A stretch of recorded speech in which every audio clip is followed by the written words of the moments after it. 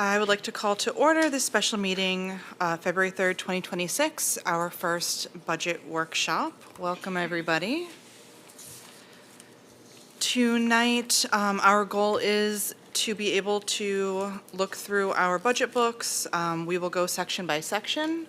I will let you know which sections we will be discussing, and everyone will have the opportunity to ask whatever questions they have within that section. It's fine if we go back and forth within that section. It's just so that we kind of go through it in chunks that are manageable. All of your questions can be directed to Dr. Carter, and if there's someone else who she thinks may be able to answer the questions, she'll direct them that way. And let me make sure I have everything that I need. Just a note for the public, our budget books, every single page does include explainer text for most of any changes that are in the budget. So if there are pages that may not come up with questions, it is very well because there are explanations in here for us, but I'm sure there will still be plenty of questions that come up along the way. All right, we will get started with section 1. This is going to be pages 1 through 7. And these sections include the overview of the budget book publications, the superintendent's transmittal memorandum, high-level summary of fiscal year 2027 budget drivers, the tiered budget reductions overview, staffing requests not included in the budget, and budget guidelines. And then I would just ask that when you do have a question, put your light on, I will call on you, and start with the page number that your question is referring to so that everyone can get to that point in the book and we can all be on the same page, literally. All right, let's get started with section 1. Mr. Armstrong?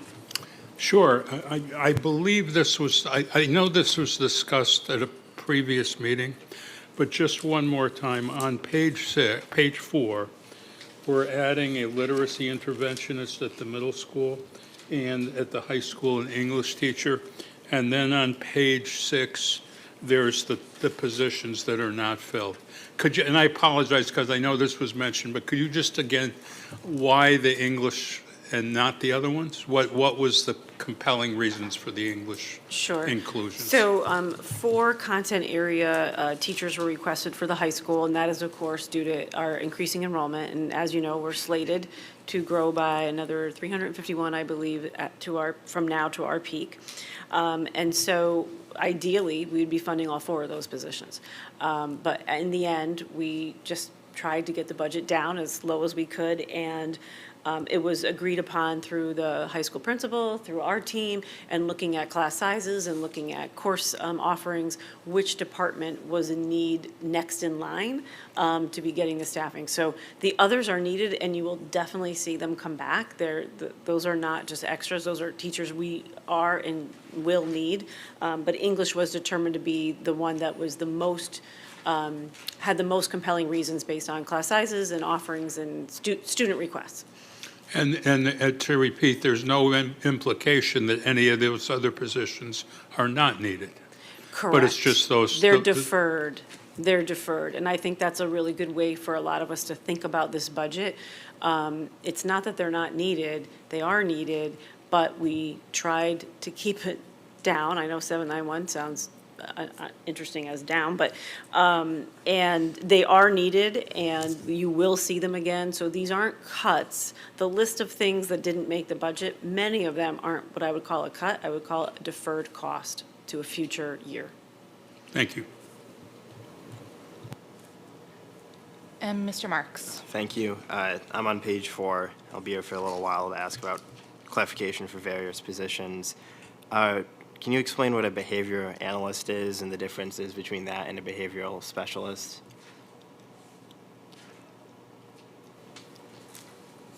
Trying to see where the behavior.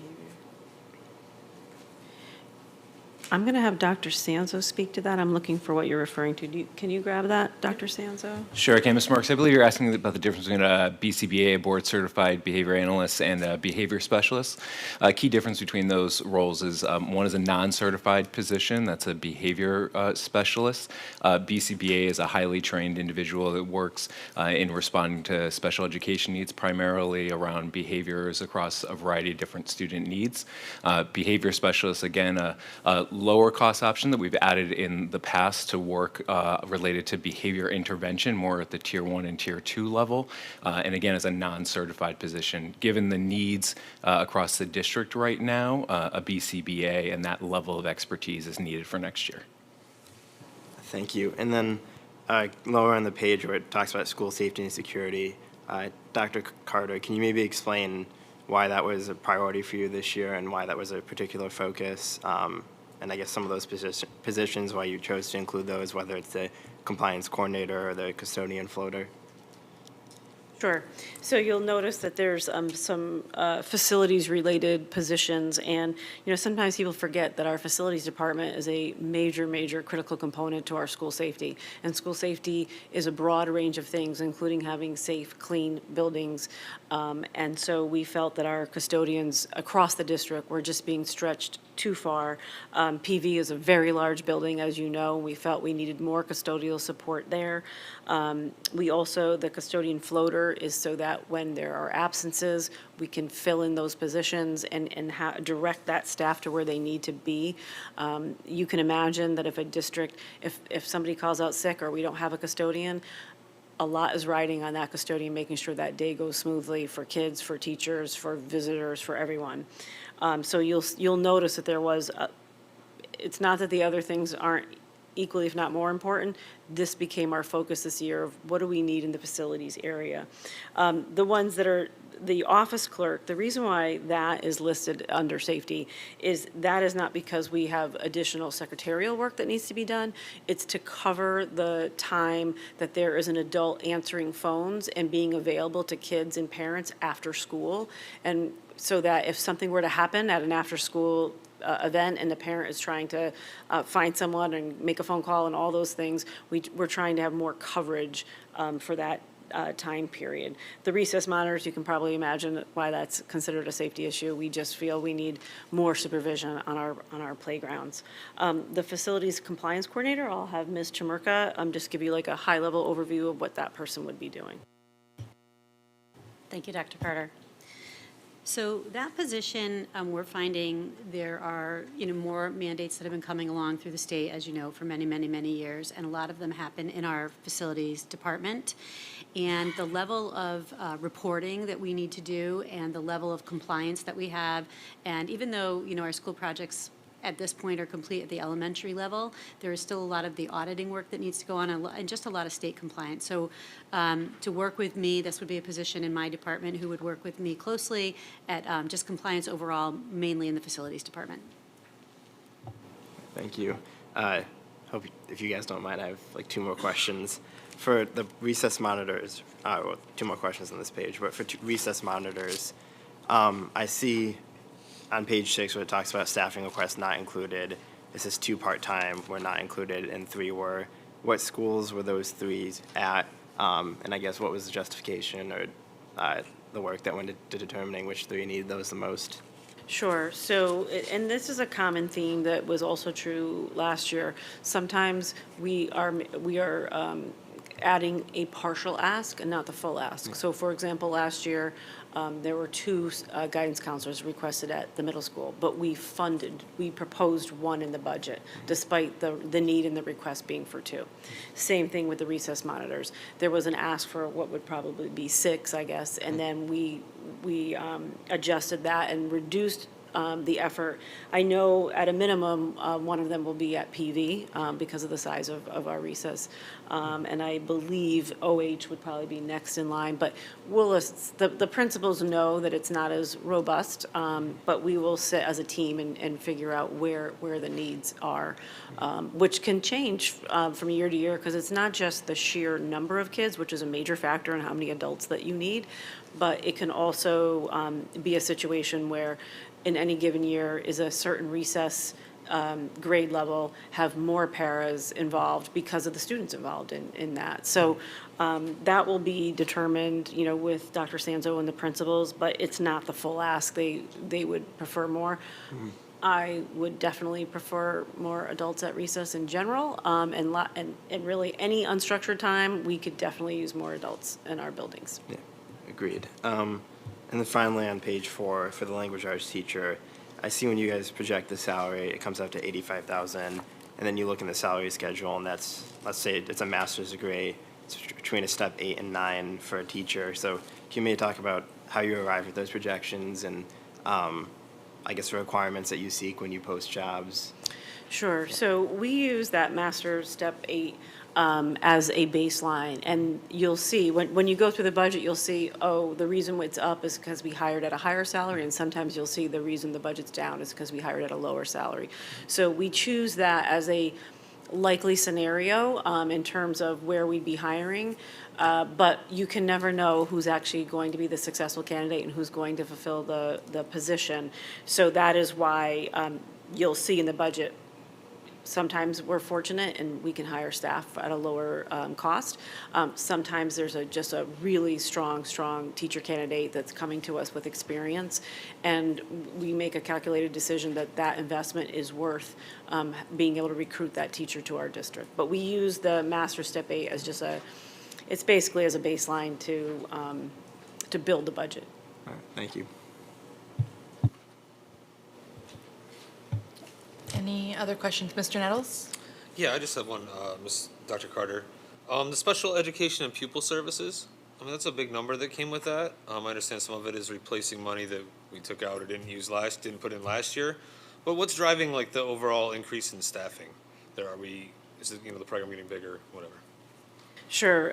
You are correct to note that special ed is definitely up this year from last year, and it's in part for a variety of reasons, including reliance on reserves last year. So we relied on reserves, which then bumps this year's budget up because we're trying to fund that through appropriation, not through reserves, because that's not a sustainable solution.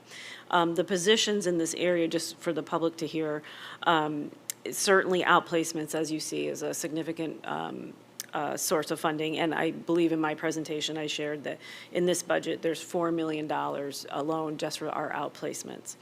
And then we note the reliance on reserves that is in here so that people understand that this budget has to come back from relying on $500,000 worth of reserves. And then the positions are a school psychologist, the BCBA that Dr. Sanzo just referred to, and a speech and language pathologist. And those are justified by caseload. So when the special ed team comes and says we need another speech path, we will sit and they will literally bring us the data of how many we have, what are their caseloads, what is manageable, what is not manageable, what are the IEPs telling us. But these are really IEP-driven positions based on what we know our requirements are to service students. But that is why special ed is one of the major drivers this year. Any other questions on this section? Oh, I didn't know if you were waiting to say my name or you're just letting me go. All right, on page 2, what are the asterisks for under medical and dental insurance and then under special ed? I just didn't see like where it said, and I want to make sure that it's clear. I will have Ms. Shamarka answer that question. Thank you again, Dr. Carter.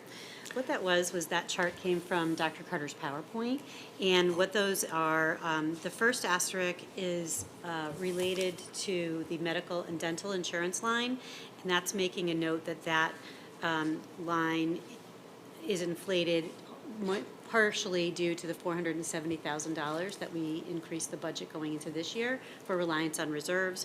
And the second item that has to asterisk is special education, and that is due to the $500,000 of reliance we had on reserves in this year's budget. Thank you. Dr. Carter, I think I probably didn't do as well of a job as I was trying to the other night, but I think it's important to explain to the public how we get to here. So we're about to go through this, this book, and I'm sure people will see that Mr. Merker's got a even bigger book. But I think it's important to realize that this is not something that you just, when you have all your downtime, create. That there is a process to this that starts way before you really get involved. And I think it's important just to kind of explain to people like what the process is. Sure. So this process, starts back well into early October. And the way that, if you're wondering, like, why would some positions rise to the top? How are those positions requested? So all of our building leaders and our curriculum leaders, so your principals and your curriculum specialists, will put forth requests in their budget. And all of that goes through to Chris's office. But then we meet with every budget owner, the entire CO team, and we go through every ask that they have, not just personnel, but everything. And making sure that we understand the ask, and also so that we'll be informed when we have to make hard choices about which goes forward and which doesn't. So every single budget owner prepares a proposed budget that then comes to central office. We meet with every single one. We go through every single request that they have. And then, of course, there's a whole bunch of follow-up meetings usually with, hey, we met again with special ed, and we, what can we do? What can we defer? We also will meet as an entire administrative team so that the entire team knows what everyone else is asking for. And sometimes that results in an administrator saying, I really was advocating for this in my department, but now that I hear what the needs are at this other school or department, I would concede that that needs to be a higher priority. So all the administrators have say and an awareness of what's coming in for requests for next year. This was a little bit of an unusual process for us in that, as many of you noted the other night, there's not a lot in here to discuss that's new. It's really just trying to preserve the programs that we have. And that 791 may sound high to folks, and they may be thinking, oh, they must be making improvements. But really, that is just to make sure that we're not eliminating programs or reducing services for kids and families. And the 791 essentially represents, these are the bills that we have to pay if we want to keep our current level of service. So it's a little bit different. And what's interesting, and I think is worth repeating, and on that page that you just alluded to, when you take contractual obligations, medical and dental insurance, and special education, just those three, we're already at a 7.07% increase. So while we talk about increasing enrollment a lot, and we should because it matters, that's not this year's story, really. Healthcare is significantly driving up the budget. And so as our special education, you saw that most of the FTEs that were added are in that department. But when you get at a 7.07, just out of the gate with those three things, I think it shows you the less flexibility we had in responding to the requests that came forward. Okay, thank you. Out of everything in here, what do you think, and I have my own assumption, but is it safe to assume, I guess I should ask, that is special ed the hardest thing for us to zero in and come up with a total because it's constantly changing? I know referring back to your PowerPoint, we talked about in-district programming that changes where 6 students, high-cost programming had moved out, but then 24 moved in.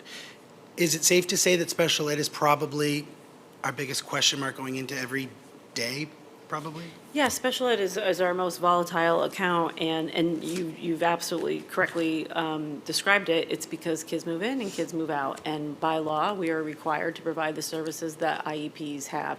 We have students that move into district who already have IEPs from other districts that we absorb and have to, by law, follow and provide those services that were determined by previous IEP meetings. So yes, special ed is extremely volatile. It is student dependent. It is not a choice, as I said, and this may be hard for people to understand, but if we didn't budget for something in special ed, but the need arises and it's a mandate, then we have to find it.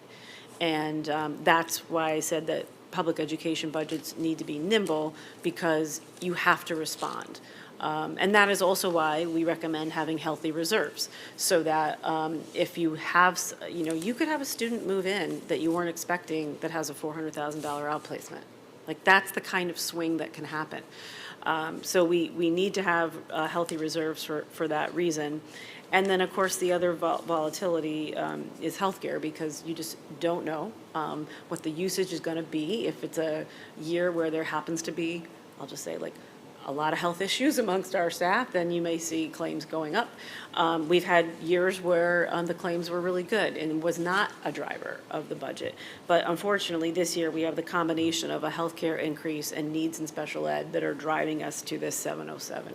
Okay. On page 5, on tier 1 of the reduction, it says forego pension payment. Is that the same thing we did last year, and we're able to do that responsibly again? Yes. So we did that last year, and we did say that was a cautionary tale. That's not a sustainable solution. We could not do that year after year after year. And in fact, we didn't anticipate doing that again this year. But desperate times call for desperate measures, and we were trying to get the budget down. And I know Chris could speak to this better than I could, but there were some factors in some favorable outcomes with our pension that allowed for this to happen again. But the idea that you could do this every year is just irresponsible and not good planning. But we were able to do it responsibly this year, so we did do it a second year. Okay. And just a follow-up from what I asked you, and then I was going to say, I think the other part of the process of the budget process of this is after the requests come, or even, let me start out, the teachers are giving their reports and tell their principals and all that. I think it's important that then, after they meet with them, those principals have to go back to tell all the teachers, hey, what you kind of said was important, we can't do right now. And I think there's a whole other process of a lot of people in our district that maybe take that on, and they just continue to do their jobs and do everything that they have to do that maybe we don't ever see here because they're in the classrooms and wherever they, they're not the ones that always have to stand here and answer to us. But there's a whole other side of this. I think sometimes all the questions come this way, and rightfully so, but also the ripple effect kind of goes through the entire school. And I think that we get this, we look at it, we have questions, we don't have, we do our stuff, but this affects people's everyday lives. So I think it's just important to acknowledge that, yes, they feel that they have to bring this stuff to them, but then whether it gets through or not, they have to then go live it and go do what they have to do with whatever decisions we decide to make. And I just think it's kind of, it's a much bigger process and it affects a lot more people than I think people think. So that's all for those pages. Thank you, Jen. Are there any other questions for this? Oh, Ms. Shaw? Hi, for Dr. Carter, just kind of going back to page 4 and 6, looking under the increasing enrollment. So for this year, we've added 2 FTE for increasing enrollment compared to about 10 FTE last year. Clearly, looking at page 6, there is plenty of asks for additional FTE in all the schools that we have. And I know our driving force or driver was to keep the budget at the lower percent as possible because of the increases in contractual salaries and special education. So is that what drove for a lot of these FTE asks not to put forward, is to keep the budget in that range? Yes, I mean, when you look at the list of what was not included, these are all very defensible asks. These are all reasonable asks, and not all of them in that list is what I call enrollment-driven, but many of them are, which is why you'll see them again. And so, I've been very transparent and direct about this, that this budget does not keep pace with enrollment. I think the number was 0.17% of the budget is now for increasing enrollment. And that's unfortunate because that's deferred costs. That's not savings. That is just meaning these things are stacking up. But again, we felt that we worked really hard to get the budget down. But if you're asking me whether the increasing enrollment, if that's the only needs, the answer is no, not even close. This budget does not address the needs that we have and will have related to increasing enrollment.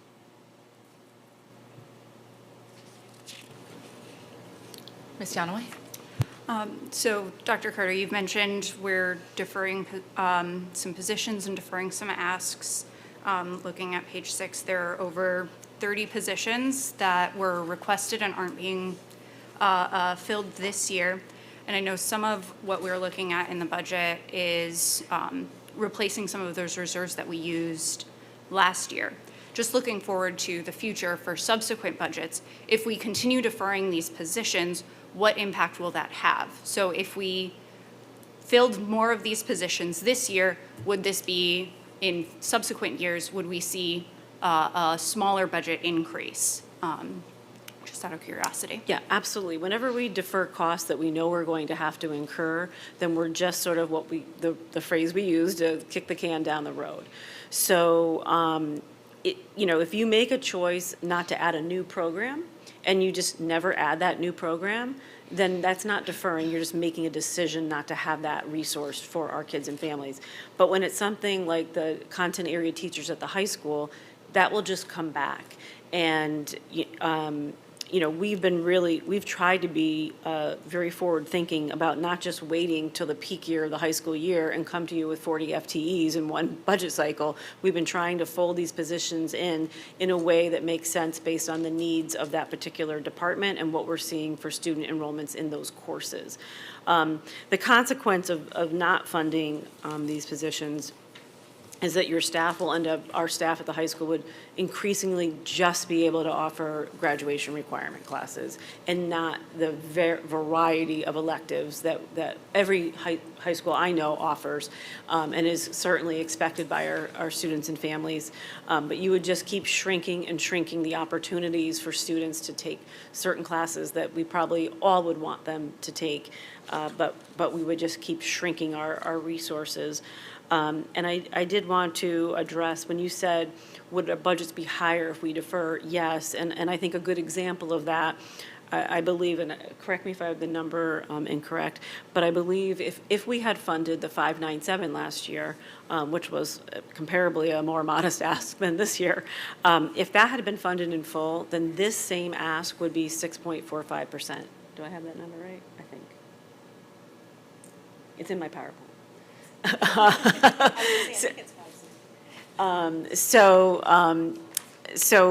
You can see the difference that because if we had funded that and not relied on reserves, then this same ask would be a lower percentage point. So when you artificially suppress a budget in one year, then you are lifting it up the next. And so what we try to do is have more equilibrium from one year to the next. But if you really suppress a budget in one year and you're in a district like ours with increasing enrollment, it's just going to pop up back the next year at a higher rate. That's why we're at 791 and not at the number that we're all looking up. You remembered correctly. I did remember.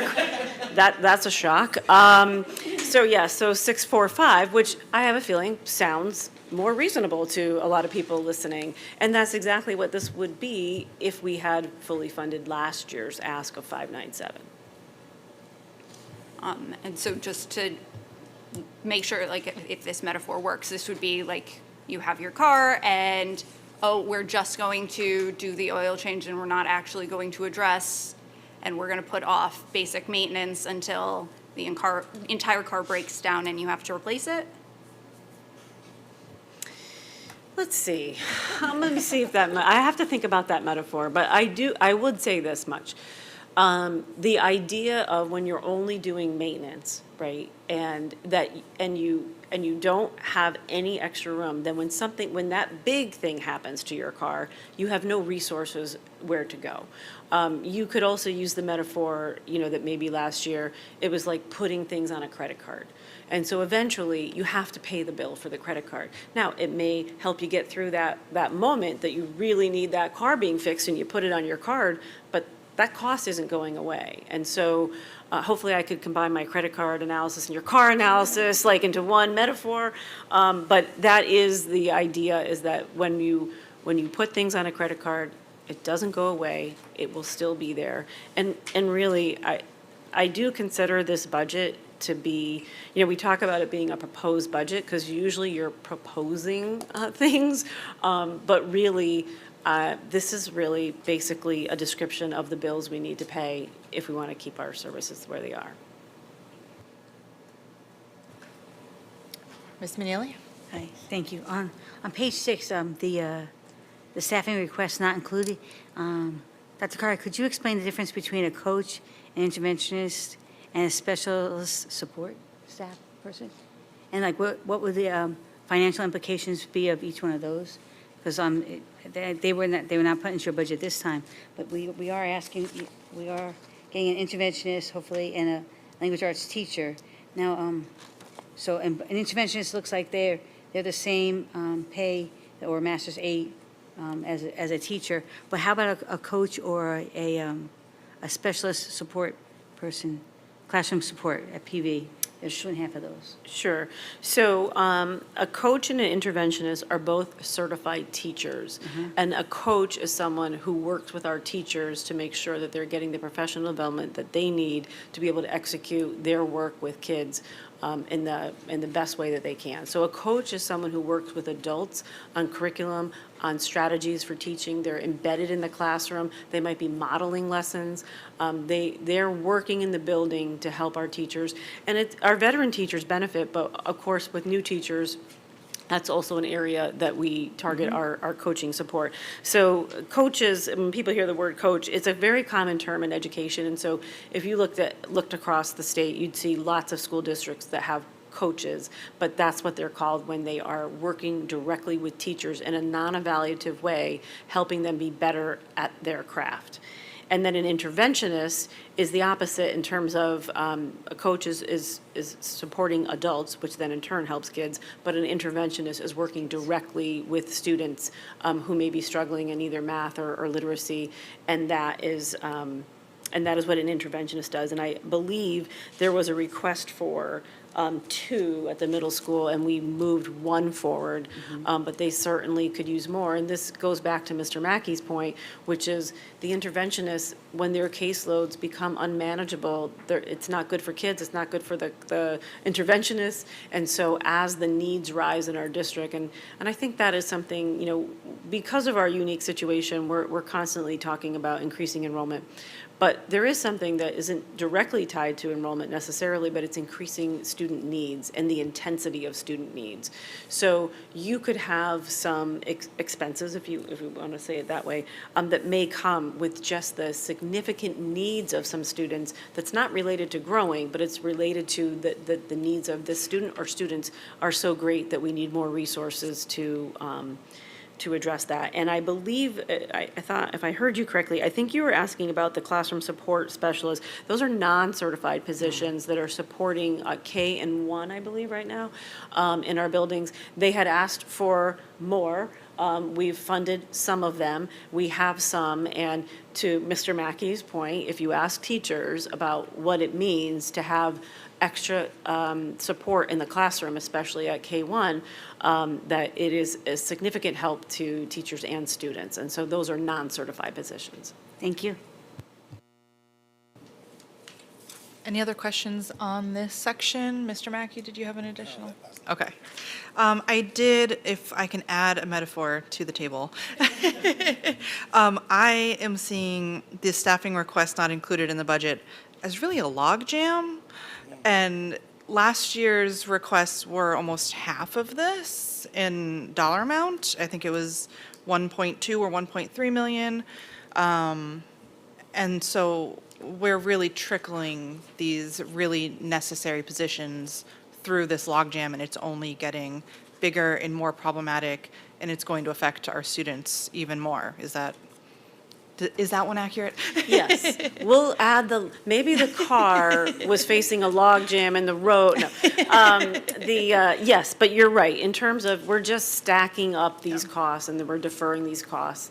And so your metaphor works in terms of what this does for future budgets. And really, that is something that I've always tried to communicate to the public, that our responsibility isn't just this budget. We're trying to be forward-thinking. We're trying to think ahead. We're trying to anticipate needs. Sometimes you can't anticipate. It's public education. Things can happen. Mandates can come through in legislation, and suddenly you got to find the funds. But we are trying to be forward-thinking, and ideally, if we can smooth out the experience for the taxpayer, I think that is in their best interest versus suppressing and then raising in the year versus maybe being here to smooth it out for the taxpayer. Thank you. And then I just wanted to ask for a clarification. On page 4, when we're looking at the contractual obligations, we all know medical and dental insurance is a huge expense this year. And we also have this line item basically to recover from the reliance on reserves. To be super clear, we are not actually recovering to that recommended 25% that we're supposed to keep in an account for our medical claims. Is that correct? Correct. So this budget does not add in funding so that we can get the reserve back to where it should be. The reserve is at 20.68. There's no funding in here to increase that. The way the reserve would go up or down would be experience with claims. So this budget is based on what the forecasted claims will be done by professionals outside of us. These are people that forecast these things. And so this just covers what we are being told will be our claims. Now, if our claims come in lower than that, then the reserve will get healthier. If the claims come in higher than they're projecting, well, then the reserve goes down. So we would have loved to have included funding to right that ship, but we felt that couldn't be the priority against all these other competing priorities, and that hopefully, as I said in the presentation the other night, I mean, ideally, if we did have unexpended funds at the end of this year, that we would be able to make that reserve healthier, which is something that we always do. I spent a lot of energy talking about that because it's important to me that people understand that when there are leftover funds, we don't just say, gee, how could we spend this and what could we do with it? We have a plan and we know where the needs are, and we factor that into our thinking that hopefully, ideally, you would have surplus funds. Because remember, the alternative to that is that you'd be going back to the town and asking for more funds because you've run out of money to pay your bills that we're required to pay. So that is our hope, that will be one way to remedy it. If it doesn't, and if we were to have a bad year in healthcare next year and that were to dip lower, then you would see us having to actively factor in money into the following year's budget to right that ship. But right now, whether you want to call it a gamble, I don't know if that's the right word, but we're moving forward with the 20.68, despite that not being industry standard and not being ideal, but we're hopeful that we'll find ways to build that back up.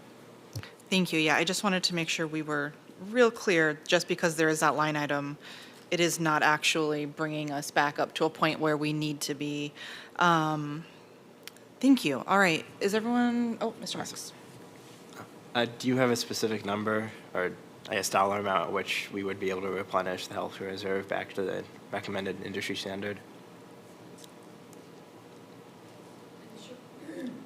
I'm sure I can figure that out. Let me just take a quick look at it. I'm sorry, I don't have that off the top of my head. Thank you. Thank you. All right, I guess we will move on to the next section. This is going to be pages 8 and 9, the budget summary 2026 to 2027. This includes the proposed budget summary and the summary and distribution of increase. Do we have any questions on these pages? Mr. Mackey. Sure. Okay, can you explain the difference between regular programs and special programs? Sure. Within the context of this book, when you refer to regular programs, you're referring to regular education, and special programs would be special education or special services, which would include pupil services as well. Thank you. Have any other questions on this section? Seeing none. All right, we will move on to the next section. So we will be looking at enrollment, staffing, and revenue information, pages 10 through 16. This will include enrollment projections, elementary classroom staff projections, staffing chart, revenue analysis, and planned use of reserves, and the revenue descriptions. Starting on page 10, do we have any questions on any of these pages? Mr. Marks? Thank you. Looking at the revenue analysis on page 15.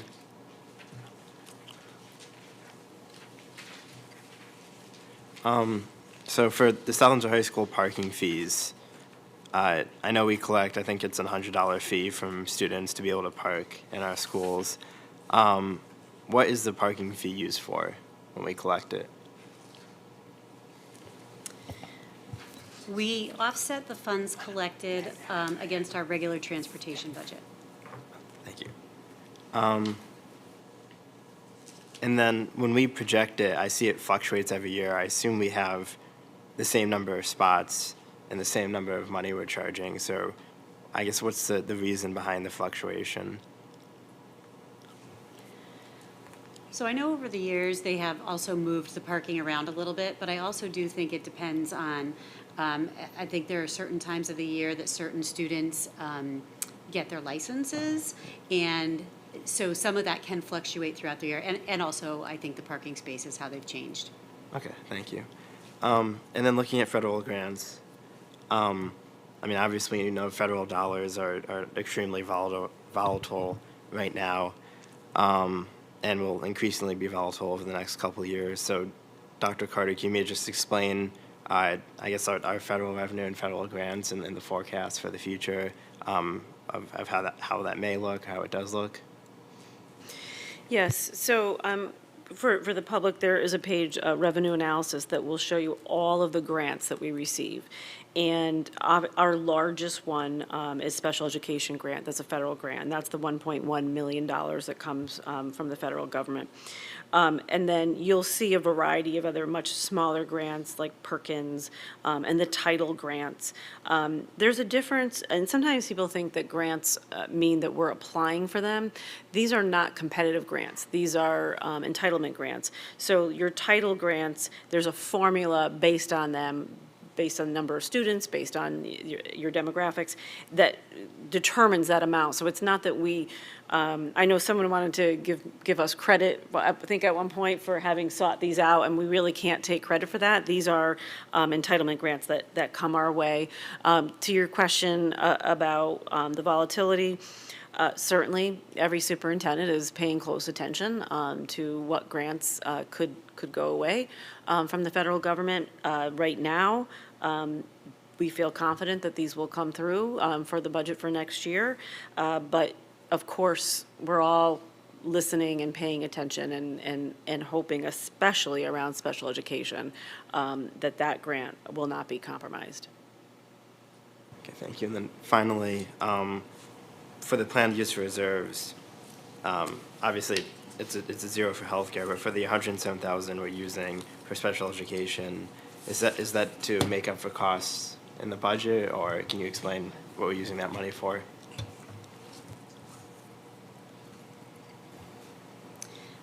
That, we have placed a salary in that budget, anticipating that we would use funds to offset a salary. We did the same for this year, and we're going to carry that forward into next year. All right, thank you.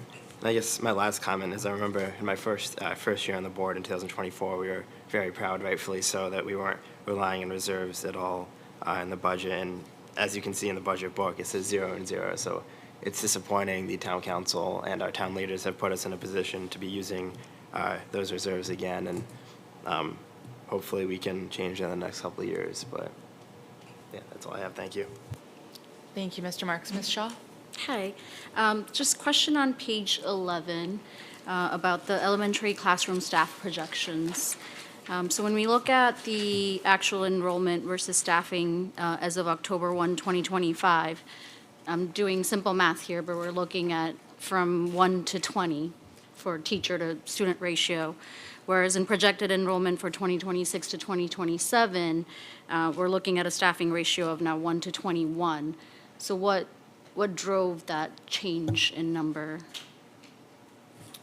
Ms. Chow, the way that we plan for our elementary staffing each year is we look at our projected enrollment and we apply the Board of Ed contractual class size maximums, policy and contractual maximums. So that's 24 at the K-3 level and 26 at the 4 to 5 level. And simply based on the projected enrollment at each school and each grade level divided by those numbers will provide us the number of teaching sections that we need for next year. Thank you. And is there such projections for middle and high school as well? Because I didn't see that in here. Not explicitly, because it's more complex at those grade levels, because you're either projecting based on teams or individual courses or department levels at the secondary level. Okay, thank you. And I'll just follow up, Mrs. Shaw. The other story here that may be helpful is that you'll notice that we're down in staffing. And so I've said in the presentation earlier, so we've plateaued at the elementary level. And I just think it speaks to the idea that you're going to see increased asks for staffing at the middle and high school because those cohorts are still coming through. But what elementary showcases, I guess, is that this isn't forever. I can't, you don't pin me down on which year, but it isn't forever that we're going to need to be adding staff. We're adding staff to keep pace with enrollment, but when you see, we're not asking for additional elementary classroom teachers. In fact, it's down because that's what the population demands. And so we will see a leveling off in the future. The next superintendent will have the opportunity, and the future board will have the opportunity to decide if, as we start having declining enrollment, which is bound to happen at some point, whether you reinvest those savings into the district or whether you start reducing the budget because you need fewer staff. And that's what you'll see a lot of districts who have had declining enrollment, but yet you're seeing that they're, they seem to be investing just as much as they had been, and their per pupil is high, and they're maintaining their investments. They're making a choice to say, yes, we could reduce the budget, but instead of reducing the budget, we're going to take the savings from those 5 teachers that we don't need to replace, and we're going to invest it in a STEM program or whatever that district may do. So I think we've seen a lot of districts be able to take advantage of that. And then that's also why I said, in my presentation that it was dangerous to compare us to other towns, because another town may have been able to reduce their teaching load in that budget, and that's why it's at 3% instead of 791. Thank you. Mr. Marks? Sorry. Last question on this section. So I noticed on page 15, again, going back to the reserves, when we look at budget drivers, it says we're relying on $500,000 for special education reserves. And obviously, again, it's 107,000, excuse me. So, unless I'm missing something, what's the discrepancy between those two numbers, between the planned use reserves and the reliance on reserves? I'm actually going to ask if you can repeat the question. Thank you. So on page 15, it says 107,000 is our planned use reserves. Mm-hmm. And then when we talk about budget drivers on page 4, it says $500,000 is our reliance on reserves. So I guess what's the discrepancy between the 500,000 and the 107,000? So, and I'll have Chris chime in if there's a better way to say this, but the planned use of reserves is for FY27, the proposed budget. The reliance on reserves that you see in that column is because of our reliance in FY26. So it's creating the fiscal cliff from FY26 into this year. So we're noting it in that other page, but in here, our planned use is to use 107. Okay, thank you. Any other questions for this section? Mr. Nettles? I just had one on page 15, the excess cost and agency placement. We did really well there. How do we do better? Or what led to us to getting more money from that? So it's not that actually we've done better. That calculation is based on our expenses. So what that means is that our expenditures have gone up. So now we're going to receive more reimbursement back from the state based on our special education costs. So then it's something of a percentage of what we spend gets coming back. Yeah, there's a Sort of. formula associated with it. It's not exactly a percent. It's a calculation that's the state requires that you spend a certain amount per student. They don't require that you spend a certain amount. Once you've reached a certain amount, the state then says, we will reimburse you for those funds over that amount. Unfortunately, the state never actually reimburses us of the full 100% of what that cost is over that amount. And over the years, that percentage has been getting lower and lower and lower. But this is clearly, certainly you're going to see, and as you've seen, we have a high increase for special education for next year. And so this is a piece of, yes, it's the reason that that's up is because the cost is up. Thank you. Any other questions for this section? Mr. Mackey? Can you go to page 11, please? On a side note, kind of following up a little bit, twist of Mrs. Shaw said, personally, I think having 24 kids in a kindergarten class is crazy.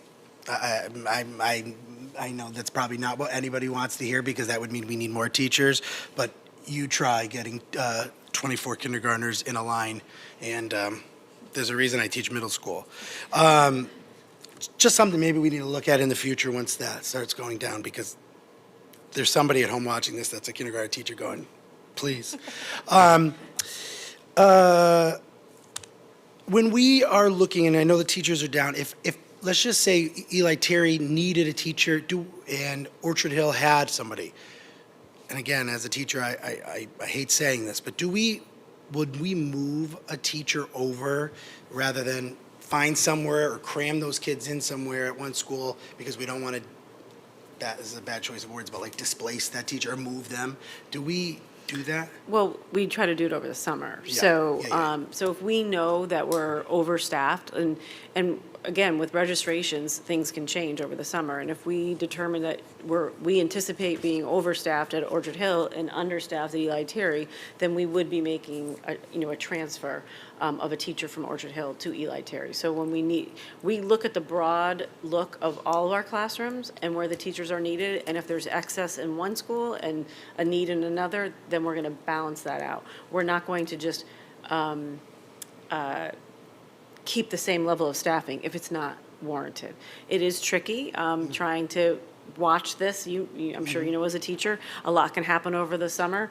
Certainly kindergarten is the hardest to predict, and we're in the middle of registration right now. Generally, the other grades, we have a good sense because those children are physically with us and we can see where they're moving to in the next grade level. But we can have some surprise move-ins. And, I know we've talked about this in many meetings.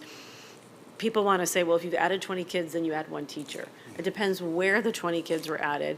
There could be a school that has class sizes, I'll just say of 20, and they could have an unexpected increase of students, but they can handle it because their class sizes just went to 22.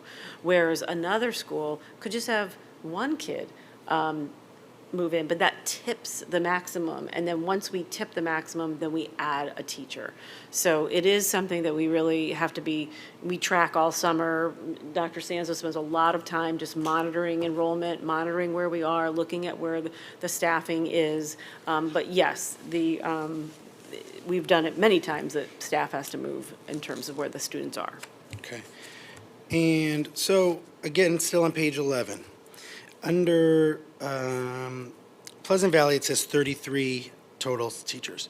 Does that include POP, IPOP, sales, all of that? Okay. So that would also mean that safe to assume that Pleasant Valley at the top where it has the enrollment has 688 students. That does not include IPOP, POP, and sales.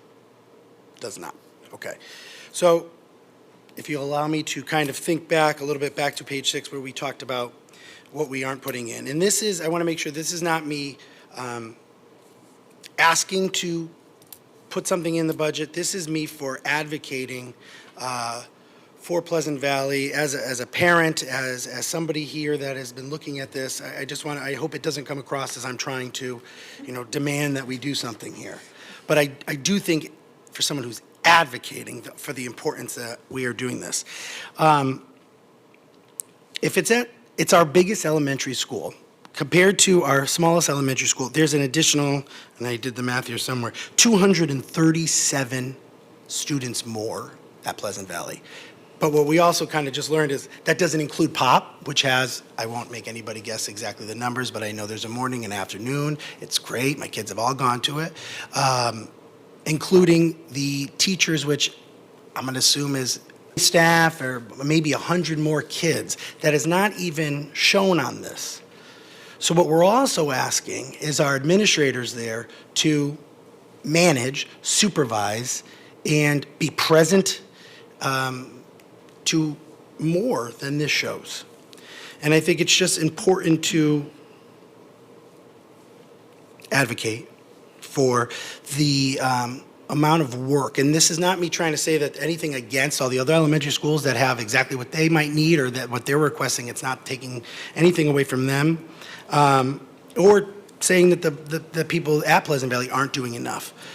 What I'm saying is I just think that when we look at the numbers, if you're talking about our biggest elementary school compared to our smallest elementary school, there's a big difference, yet the administrative formula structure is the exact same. And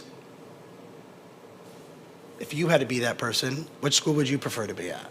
You know, it's just something to think about for the future. I know I brought this up last year, and hopefully next year I'm here saying other things, but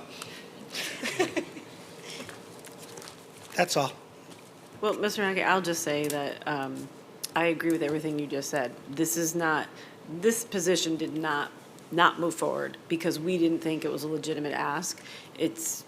You saw all the competing demands, but there is certainly, and you just laid it out beautifully, there is absolutely rationale for additional administrative support at that building. The rationale's there. You did a great job characterizing it, and so you wouldn't hear an argument from us. It's just so many competing demands that we felt we couldn't move that one forward. Yeah, and again, it's not. I know, we've had many talks about this, that I know that you support that and would love to put that in. I do think, though, that maybe that should be noted somewhere, not just in the back, but somewhere in this staff or student projections, the POP stuff, IPOP, and I assume everybody might know what POP is.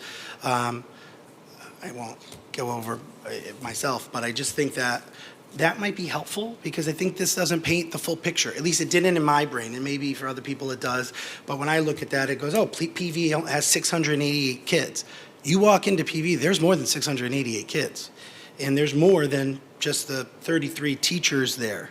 And while I'm kind of on that, I also think that, and I'm not sure if this is in here and I'm just not finding it in the best way, but this only includes the classroom teachers. This does not have like our special ed, our specials, or all of this.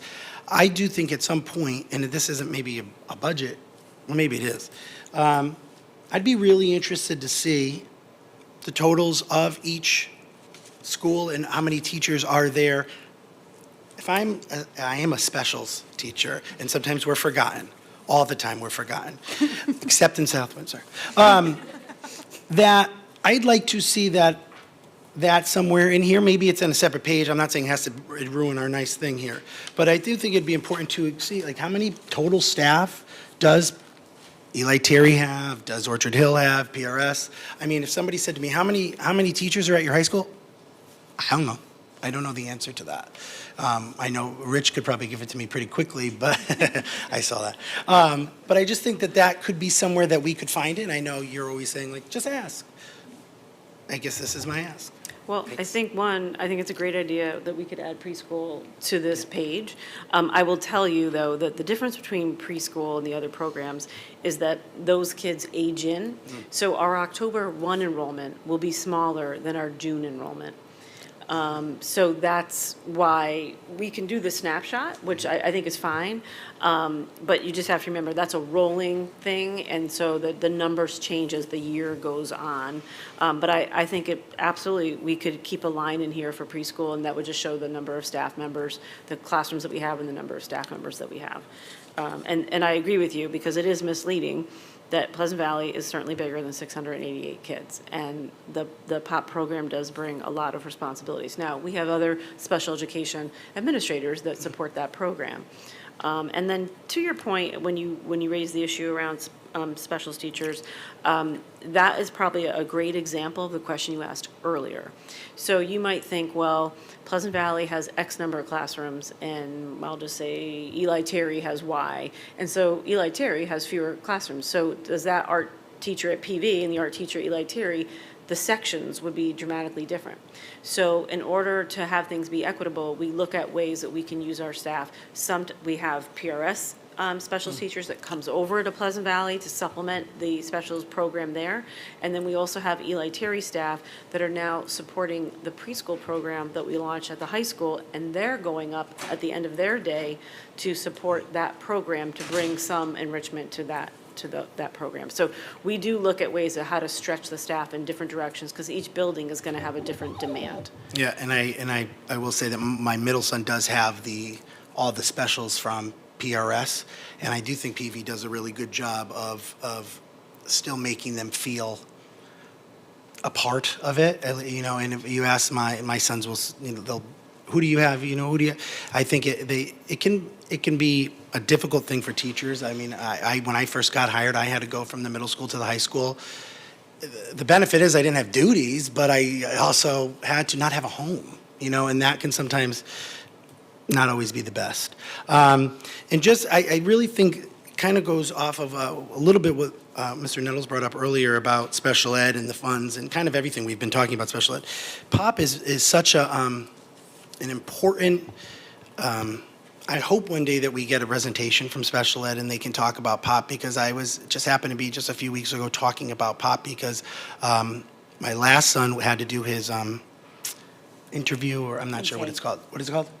Intake. He had to go and see so they could watch them. And I just think that is such an important program that we have here that not every district has. And as somebody who has had a son go through it as a modeled student and another son that's going to go through it as a modeled student, I think is the technical term that we use. But then I've also had a student that went through it as a special ed student. And I just think the work they do, all our special ed, but at POP particularly, is really, really special. And I really hope that we can get a presentation on that, because I think there are people that didn't know that, and my wife and I had to explain to them like what it was and how it offered, and go on the website and find all that stuff. And with everything else we talk about, like sometimes that stuff kind of gets forgotten. But that is one of those things that I think is just really, really, really important. And I don't know exactly what that has to do with this budget right now, but she let me keep talking, so I did. I was getting ready to kick you. No. Ms. Manili. Yes, I want to echo part of what he says, because not all of it was relevant, but like the part about Pleasant Valley, it does have a lot more students and a lot more staff that's not really shown on this paperwork, even though this is very impressive. But and going back to what the superintendent said, that some things just keep coming back like year after year, and it's just other things become not more important, but just take higher precedence than like another administrator at Pleasant Valley, because I know they've been asking for this for a couple of years, almost since they opened up. So eventually, hopefully, it will reach to the top where it will become a priority, because that school is just huge. It's magnificent to drive up to, and I wish my kids went there now. But they, I think we really need to make sure that we're equitable when it comes to not just like the numbers that we see here, like Mr. Mackey said. There are another bunch of students that are not accounted for right here that are the responsibility of the administration over on Pleasant Valley side. So that's all. Thank you, Mr. Armstrong. Could you just, I think you've done that to this group probably 5 times, but when would it be, at what point will it be noticeable in the elementary schools that the numbers are lower? Well, there's evidence in this page in terms of the staff coming down. In terms of if you're thinking about like walking into the building and how does it feel, it's hard to say because we're plateaued. We don't have data that's showing that we're going to go down significantly. So I would think that the first things that what you would start to see initially is some lower class sizes, and then eventually you'd be able to collapse sections and actually either reinvest the funds for that staffing level or create that as savings. Some districts who've had declining enrollment, what they did is they didn't reduce their staffing, they got their class sizes lower. But there's a cost to that. And so rather than reduce staffing, they just chose to have lower class sizes. So eventually, when our elementaries when that population starts to go down, that's when if you walked in a building, if you're trying to say like, how do you feel? It would be the feel of having fewer students in a class. But we have, guidelines and financially, we're not going to have class sizes of 15 across the district. I mean, that's just not going to be feasible financially. But you will see some evidence of some smaller class sizes. Thank you. Any other questions for this section? Seeing none, we will move on. All right, we are going to move on to the first half of the regular education budget. This is pages 17 through 27. This includes the adult education vocational schools, career and technical education, general education, health and physical education, library, media, and literacy. Do we have any questions on any of these pages? Mr. Marks? Thank you. Page 17, looking at the Rockville Vocational Agricultural Program, how are those tuition costs funded? The dollar amount that's in the budget that you see there is how those are funded. Okay. So I think it was 2 years ago now, there was a change at the state level, and we are required to pay up to 58% of the tuition amount. So the tuition amount has been reduced over the last few years, but that is the amount for the Rockville VOAG School. So does this mean we have a greater number of kids in that program? We do. Okay. We do. Can that at all be attributed to our vocational event we had last year, Dr. Carter? Yeah, I think that's all I have on that page. Thank you. All right, no additional questions on that section. Oh, sorry, we're moving on. With anywhere in the section. Sorry. Mr. Marks. Misunderstood. Thank you. And then going to page 25 about the library media, for those that are watching that can't see, it talks about the program budget includes funds to remain current with in-demand series, to increase popular nutmeg titles, to replace worn and lost texts. Is that only applicable at the elementary school and high school level and not applicable at the middle school level? No, that is applicable at every level. It was just called out at the elementary level because they've increased it a little bit more in this budget than they had in the past. Okay. All right, thank you. Any other questions on this entire section, pages 17 through 27? Ms. Shaw? Just a quick question on page 22 for the personnel budget increase. With reduction of 3 elementary FTE in the general education, our personnel budget is still up by 4.74%. Is that the salary and benefit obligations that we're looking at, or? Let me just flip to that page. But no, salary benefits are not included on that page. So on the elementary page, you're looking at the general education elementary personnel line. So that's really just our GWI and STEP for teachers that are moving forward. That's the majority of the increase there. The contractual salary increase that you were seeing on, I believe it was page 4, that would be part of that.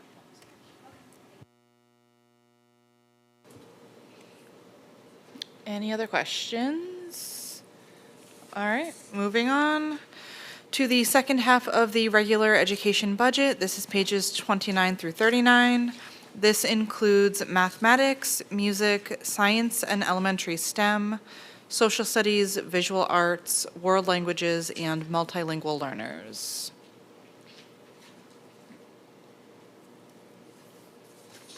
Any questions? Pages 29 to 39. Mr. Marks. On page 29 for mathematics, I might be missing it in the budget notes, but what is the reason for the $10,000, or I guess 25%, $10,000 increase in the system-wide for programming?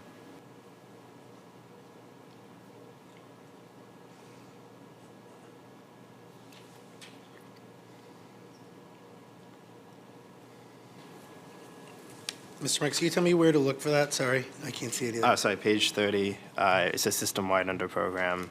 It is the 4th section down. Sorry, under program, it's the 4th column down. I'm sorry, I see it. So that's actually a decrease on that line? Yes. Yes, I'm sorry, I thought you said increase. So, so pardon my delay there. So that is mainly due just because we had some, in the current budget that we have now, we had AP statistic digital licenses, I believe. And so those were a one-time cost, is my understanding. Okay, all right, I'm thank looking at my note right. Thank you. Thank you. Ms. Shaw? Hi. Just a quick question for page 29. Under the budget notes, there's a note that says there is an ongoing need to align materials with inquiry and project-based learning that promotes reasoning, discussion, and real-world application. So does that mean that in addition, we're still continuing to need and what's not included in here? Yes, that would be correct. So at all of our schools, when it comes to our mathematics curriculum, at the elementary level, we have a program, Sanford Math. The middle school, we use something called Desmos, and then the high school, it's very course-based. But in doing that alignment, we still supplement those core resources with experiences and materials that we believe students need. So increasing their ability to participate in project-based learning, we know, is a highly student-centered instructional strategy. And so this would allow us to increase those resources that allow us to align our curriculum with that strategy as well. So does that comment mean that those resources are not yet added, or they are? Not Sorry. fully. So they Okay. are to varying degrees incorporated, but our goal is to have a vertical alignment K-12 along those resources. Okay, great, thank you. And I'm sorry, I'm just going to go back to page 28 as well.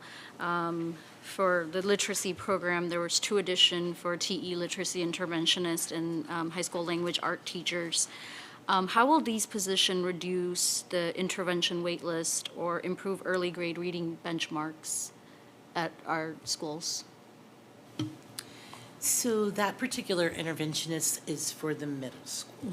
And currently, our literacy interventionists are carrying, as Dr. Carter mentioned, very large caseloads to meet the needs, to meet our, what we call cutoff scores, to screen into intervention. But what we know about that is the research tells us the number of students in a particular group that a classroom teacher can be effective with.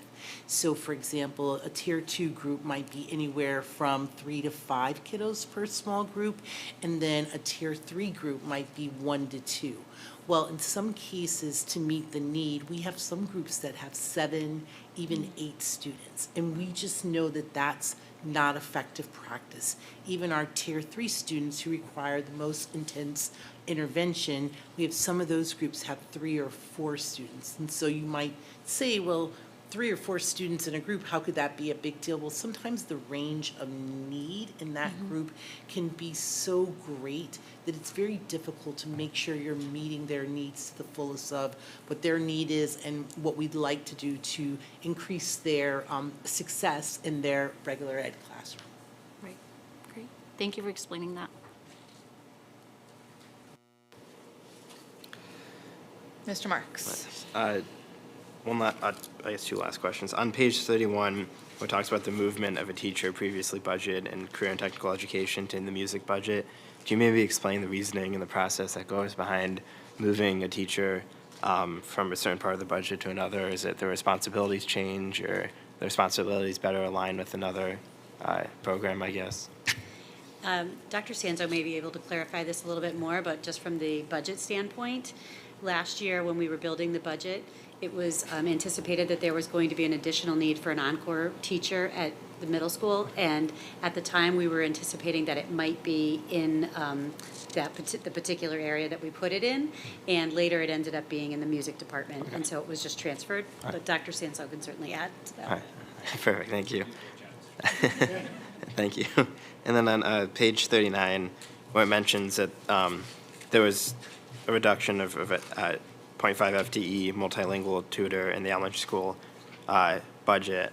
I know we had a presentation last year about, it's a benefit to our schools, the increasing enrollment for multilingual students, but is a reduction of that tutor because of less students that require that specific service that tutor offers? Yes, the number of students requiring services for the first time in a long time is actually flat or flat. So we do not need increased staffing for our multilingual learners. Any other questions within this section? All right. We will move on to the special programs budget, pages 41 through 45. This is going to include special education and pupil services. Mr. Armstrong. Just a question, I know it's in here, but I know, and it changes every year, but in an average year, how many students are outplaced from the district? Well, and just so that you know, then if you look at that chart on page 43, that number at the bottom are the outplacements. So you'll see, for example, if you look at 25, 26 year, the 699 at the top is the total students. The 666 are the students that are not outplaced in district, and then the 33 is the number of outplacements. Thank you.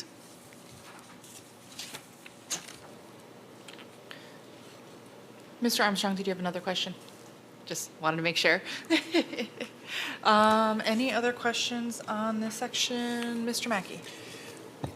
On that same page, page 43, is that only, I should say it this way, I would imagine that does not include any of the other issues that sometimes I think can get people think falls under special ed. Meaning, this is just kids that either have an IEP, and that's it. So that doesn't include the kids that may have behavioral issues or any of those types of needs, which also fall under the care of our teachers and students. And a lot of times, I think those teachers sometimes get pulled from what they have to do to go help the other kids. So those numbers, I think, also are not that it's done like that, but if you're in a school, like that number is probably much higher from the amount of needs that teachers have built a rapport with a certain kid that may not fit right in their caseload and that they are responsible for. I just think that's also important, that when we continue to talk about special ed, and that's what keeps getting brought up, and when we say that is a big driver to our budget, it's also that because our teachers go out of their way to do things that also save us money. And they do things that does not show up in this. But they save us money by willing to leave their job, their lunch, or whatever, to go help a kid that doesn't necessarily fit into that exact category. That's all. Thank you. Mr. Armstrong? Probably not, it's not a budget issue, but it's just fascinating to me because I never knew it existed. On page 46, homeless transportation, that there are efforts made to get students back into their home districts, which is a laudable thing. I never knew that existed. That is actually a legal requirement for all districts to fund that if and when the need arises. Thank you. Mr. Mackey, do you have another question? All right. Mr. Marks? Thank you. On page 43, it mentions in the third paragraph in the budget note about the personnel reduction reflects requiring fewer bus monitors. Seeing that in-district students remain the same or increased a little bit from 24-25 to 25-26, is that we're requiring fewer bus monitors because of a lower need for them? And I guess how is that, identified that we need less in the process?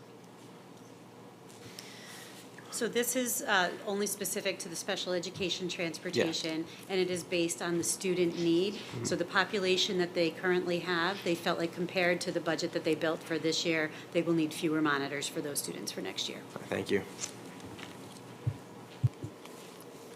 Mr. Mackey? I would assume this probably goes to Dr. Sanzo, but out of all the paras, are they split up depending on where they work in the district? Meaning, if you're in POP and you have maybe a IPOP or something like that, is there a class? Are they in different classifications? Maybe that's the wrong term. Or you're a paraeducator, you're there wherever they kind of need you? Mr. Mackey, we have three primary categories of paraeducators across the district that work with our students. One is a supervisory paraeducator that may provide supervision to students in the cafeteria and recess and those types of settings. Another would be an instructional paraeducator. Those would be paraeducators that may support students in academic areas from K to 12. And then we have our specialty program paraeducators that work in our specialty programs, our IPOP program, our EIP program, our STEP or sales programs, students that may have a variety of needs, and those paraeducators require additional levels of training to support that student need. And if we were to add paras or add them, is it put in here like that, or do we just maybe kind of pick a certain number, and that's when we just say, oh, there's that amount of para educators, we won't see the difference? I would assume the different categories is pay also involved? Correct. The classification and pay would be based on where that need is. The number of paraeducators that we have and we project for next year are based on an analysis of what the students' needs are, what their IEPs may warrant for the support that they require in different settings. Some students may have individual or shared paraeducator support. They may have it for the full day. They may have it for part of the day. It's highly individualized based on each student, but based on that analysis in totality, we determine how many paraeducators we need, of what classification, what buildings, what grade levels. Thank you.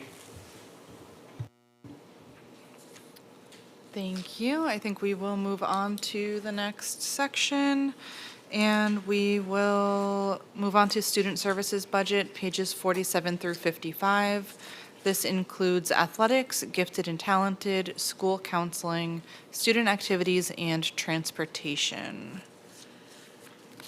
Starting on 47, do we have any questions for this section? Mr. Mackey? In 47, 48, athletics. Is there somewhere that we could find or know do we pay for every away game that let's say an athletics team goes to? And does this budget include officials, uniforms? This is everything that's incorporated into that, I would assume? The only thing that's, yes, for the majority, except the only thing that's not included on this page is athletic transportation, and that's mainly because that's what Pay for Play is funding for the Got it. majority. There is some dollar amounts in here because right now we're not always collecting enough money to meet the Pay for Play for transportation, so we have built in some dollar amounts into this a few years ago. But other than that, yes, all uniforms, officials, all of those are in here, timekeepers and such. Do you know how much the pay for play is off the top of your head? Sorry. I do. I have, I've written it down. I don't know if it's off the top of my head. Give me 1 second. So I have it here. So at the middle school level, it is, it's $100 per sport, $400 family cap for TE students with a $500 family cap if you have students at TE and the high school. And at the high school level, it's $125 per sport with a $500 district cap. However, if you are participating in hockey or gymnastics, it's $400 per sport with an $800 cap per family. Okay. And I apologize for this question because I don't know why you would know this, but they get new uniforms. Is there do we wait until they're bad, or is there like a cycle like every 6 years or something like that? There's a cycle. Yeah. Thank you. Any other questions for this section? Ms. Shaw? I guess just more of a clarification on page 50 for gifted and talented. Under elementary school and I guess high school also, it's zeroed out or not applicable. Does that just mean that we have not identified students who are gifted and talented in those schools, or how does that? So at the high school level, that's the easiest to answer. We don't particularly have gifted and talented because we have leveled courses. So students have the choice to challenge themselves with honors, AP, ECE courses. At the elementary level, the gifted and talented programming is very different. It's a self-selected program, so it's not during the day. There are students that work with various, like for example, there's an art program that works with some of our students who are more gifted and talented. But academically, at the elementary level, we try to enrich and extend through our Tier 1 curricular experiences. So the majority of programming for our gifted and talented students occurs at the middle school. Got it. Thank you. Mr. Marks? Thank you. Page 55 is in the section. Yes, Okay. yep, transportation. Thank you. So on page 55 for transportation, or I know we're switching bus companies as we talked about in an earlier board meeting this year. Are those savings or costs associated with that reflected in this budget?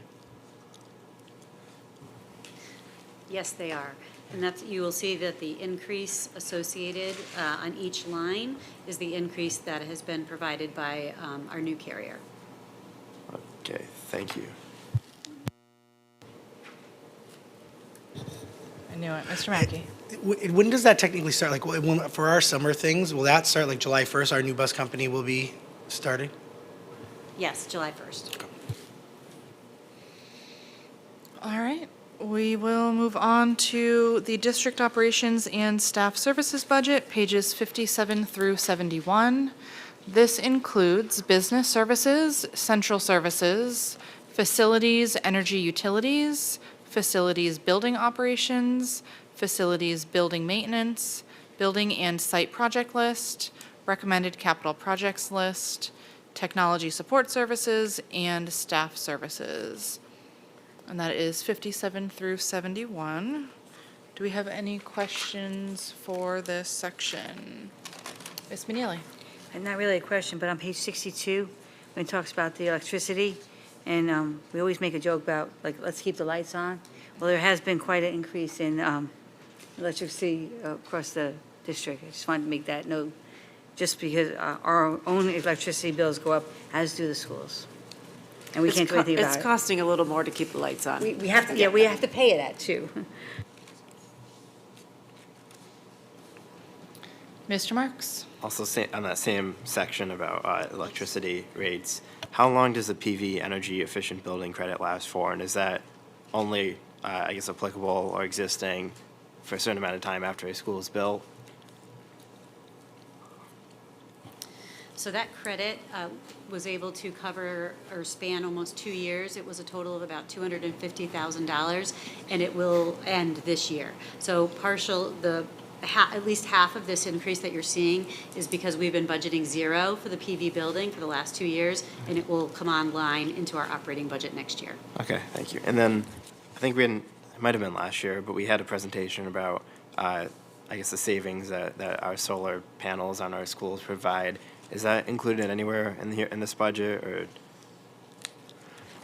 Yes, so the electricity that you see there is already offset by solar, and I think I calculated that out to be about $100,000 right now in the year, and just to add a little solar piece, if that's okay? Yeah. So we do have solar now on our high school, Orchard Hill, Pleasant Valley's coming online probably this week, next week, Eli Terry, PRS, and we are working on the TE building, so we have done a lot of work on solar. Yeah, that's great to hear. And I don't know if it's possible this year, but in future budgets, can we maybe see the offset that, cleaner energy, including solar, have an effect on budget and electricity rates? Thank you. Any other questions on this section? Mr. Marks? Sorry. Page 63, I know last year during our joint budget meeting, there was a big deal made about the food waste disposal project and how we're being mandated by the state to do this. And that was one of the reasons that I guess the town council, a town councilor or various town councilors used to justify to cut our budget. So that is no longer required, even though it was, again, made a big deal of last year.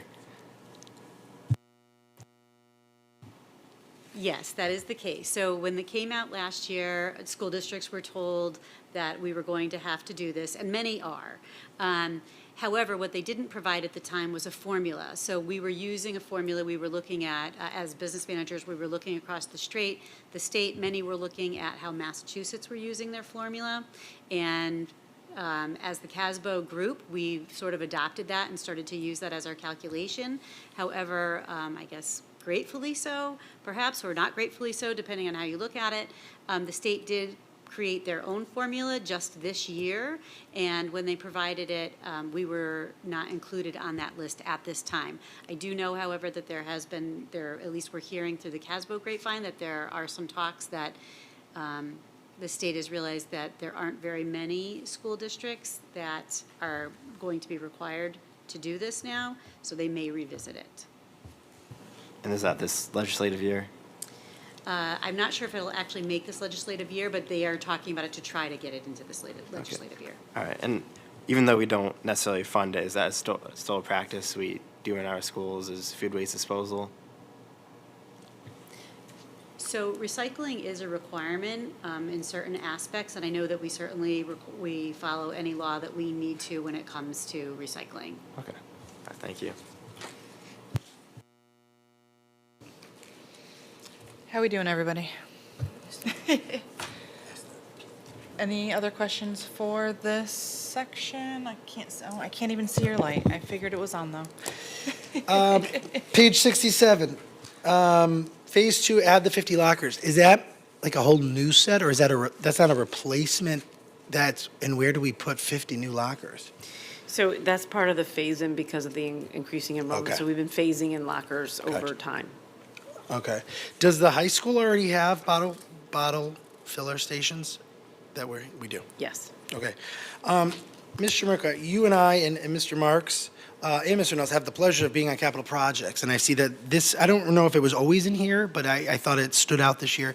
Could you give, if you don't mind, a quick, how things get in here, why these are in there currently, these projects, just to have a little bit more transparency on why we're putting this in here and what you can tell us about it? So each year, we put together a list of building and sites requirements or items that we would like to move forward as projects. And this particular year, there are a few projects that then exceeded the dollar amount that we were thinking we would put into our operating budget. So often they will roll into what we want to do as a proposal for the capital projects list. As you are aware, sitting on the committee, the capital projects list is very lengthy. We have several asks that we move forward, and in the last few years, we have been able to perhaps at times have the funding to move forward, say, our top 2 priorities. And just like we kick the can down the road in our operating budget, it's the same thing on the capital side. So we put the request in, they get deferred and deferred and deferred, and I think there were other examples of, you know, the maintenance, the car idea is, this is one of those situations, if you don't keep up with your maintenance, something catastrophic can happen and you have to have a contingency plan. So the reason that you're seeing these particular 4 projects in the operating budget are, we knew that we would be asked to only move forward, say, our top 1, 2, 3. So we decided to at least put our top 4 in here to have that as part of our presentation. And these would be, you know, the top 4 asks that we would ask at the capital meeting. Although I do know that I believe they've asked for our top 2. We are now using our top 3. Okay. And I think it's also important, just for people who aren't aware, like, this is not necessarily decisions that this group makes, and what gets through or not, that is kind of, I mean, there are certain people that have a say in that committee, but ultimately it's a dollar amount that comes from the council and then kind of split up between all other departments within the town. So it's not like the Board of Ed is going to get this, whatever. It's going to be, it's a much bigger conversation for the whole town, and a certain dollar amount that unfortunately kind of gets split in many different ways. But I think it was just important to point that out. Thank you. Mr. Marks? Thank you. On page 67, when we, specifically the high school, when we, it says repair chimney and then replace the stair treads, is there a facility study that we use throughout the year to identify when those things are necessary? Or is it similar to, although it's not obviously part of capital projects, is it similar to capital projects in which we do have a wish list or things that need to happen and we kind of cross off the list as we're able to in the budget? Yeah, so our director of facilities certainly has a long list of things that we would like to get to. This building and sites list, I can assure you, if we were to have all of the asks, would be significantly longer than what you see here. This is just what rose to the top to be the most pressing. So, replacing the stair treads in the stairwells, it's not that this is like on a 5-year cycle to do that. It's, if you've been there, those treads are really in disrepair. And then repair the chimney is something that just has to happen. There's other things that might be more on a cycle, but these tend to be, more reactionary than proactive in many ways, although I will argue that some of the things that we're doing in building and sites and/or capital projects is an expenditure, but it's designed to be an offset for other kinds of costs. So, for example, when we turn Alt 6 and we spend some money to turn Alt 6 into 2 classrooms, we now just gained 2 classrooms at a middle school that needs more classrooms. If you were to try to achieve those with portables, you'd be spending millions of dollars on portables if you were trying to achieve all the additional classrooms that way. So at the high school, the modifications due to district growth needs, the $215,000, those are walls and things that we'd like to do at the high school just to try to generate more classrooms. And every time we can generate a classroom through a low-cost mechanism, that is going to save us money from having to do say, for example, going with portables. So some of these are about trying to, within the footprint we have, generate more classroom instructional space. Yeah, thank you. And then for capital projects, as Mr. Mackey said, the 3 of us had the pleasure of serving in that committee. And this year, based on what we've discussed so far, Mr. Mackey, you can correct me, but I believe we're only moving forward, as of right now, was the TE auditorium lighting and was the TE renovation move the room?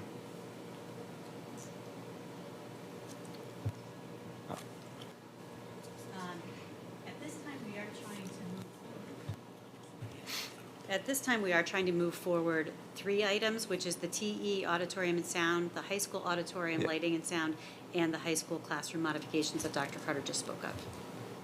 Yes. But am I correct in that they're only giving town bodies the top 2? I could be wrong about that. At the last meeting, they did say the top 2. We are hoping to ask for the top 3. Yeah, no, I understand that, thank you. And would you be able to provide us with the full wish list so we can kind of see what's coming down the pipeline? Because I've made an argument at a capital projects meeting that if we don't fund some of these things now, increasing enrollment only adds more stress for our schools, and these are really the projects that need to happen as soon as possible. So I kind of would like to see the full list so we can kind of see what to expect over the next 5 to 10 years. Thank you. Mrs. Manili? Yes, on page 70, under programs and communications, how are we able to save $90,000 from last year to superintendent's proposed budget? What did we lose, or what efficiency did we gain? We've changed telephone carrier services, and that's what's generating the savings. Thank you. Mr. Marks? Thank you. On that same communications page too, I know in your aspirational budget last year you included, I guess, some type of repair or addition to make service at the middle school more reliable. Have we done anything in any capacity to improve reliability at the middle school? Or is that not possible without that specific, whatever the ask was? That remains in an aspirational Okay, yeah, category. thank you. Yes. Thank you.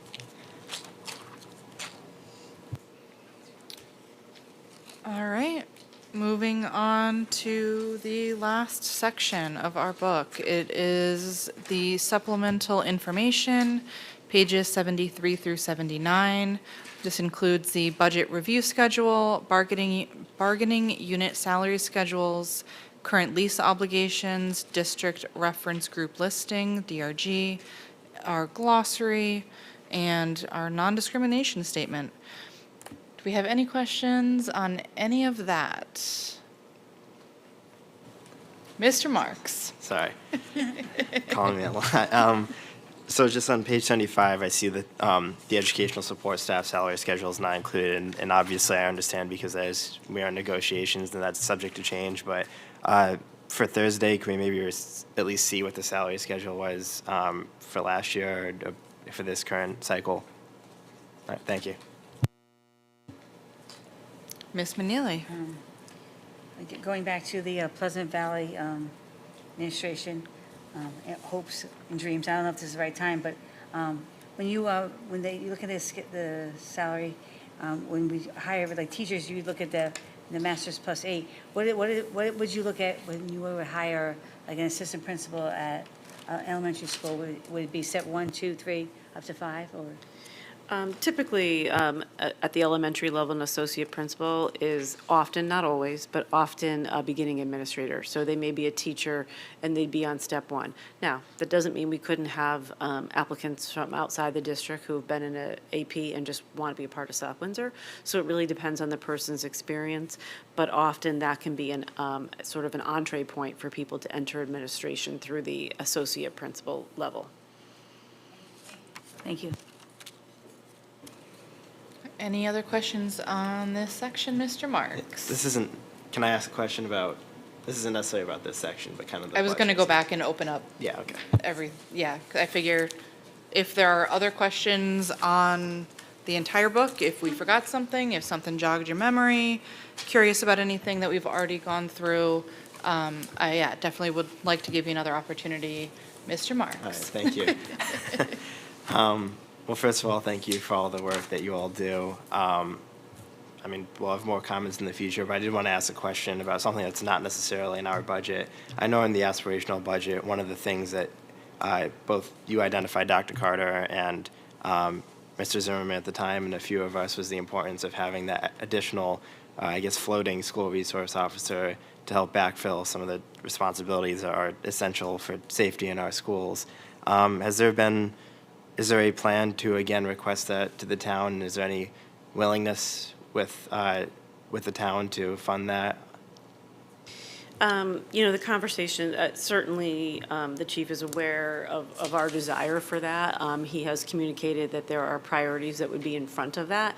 So if he were to be fully staffed, as he would define fully staffed, I can't define that, that then there might be room for that conversation, but it's not, there are other priorities he would have in front of that one.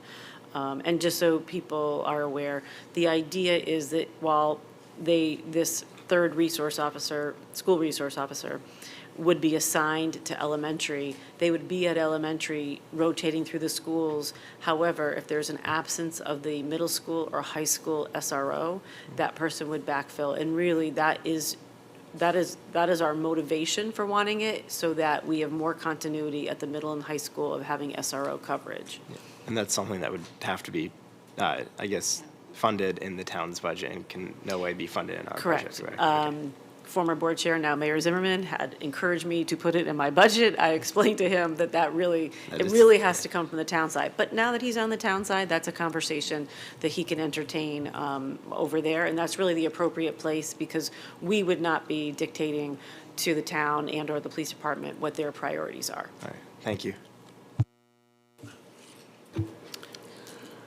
Mr. Mackey? I think it would have been a disservice to this board to go the whole time without talking about Mr. Zimmerman, so I'm glad that you got that in. But there's a few things that, first of all, the pictures, fantastic, glad we have them. I think they look amazing. Kudos to all our students that did that. I think it's also, there's a few things that I think we need to point out, and this is not specific, so we can take a deep breath. I have no more questions. And I bring this up, and it's funny, because when I have this conversation sometimes with Chairwoman Corsi, and she says, stop talking to people. But I was out and someone was talking to me. She means that fooling around, by the way, to relax people. Somebody was saying, I heard somebody say, what does the school need? We got 4 brand new schools. You're asking for 7%. Somewhere you're going to need a new school.